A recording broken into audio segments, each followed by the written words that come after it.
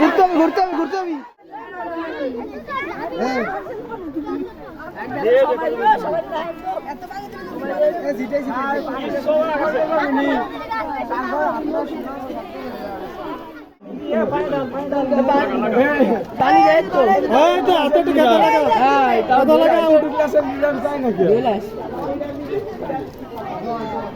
সবাই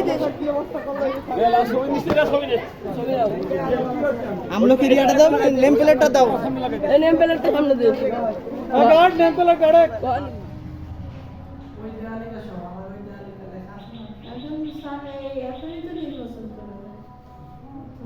আমি একটা নির্বাচন করেছি, ভাই একটা পাস করেছি। আর ওই দিনটা এটা দাও, দেখি তুই আমাদের বিতর্কের বিষয় জলবায়ু পরিবর্তনের জন্য উন্নত উন্নত রাষ্ট্রগুলো দায়ী হলেও ভুক্তভোগী অনুন্নত বা উন্নয়নশীল দেশ। আমি এর পক্ষে আমার জোরালো ইতিহাস সাক্ষী আজকের উন্নত বিশ্ব যে অর্থনৈতিক প্রাচুর্য ভোগ করছে এর ভিত্তি তৈরি হয়েছে গত 200 বছরের অনিয়ন্ত্রিত শিল্পায়নের উপর।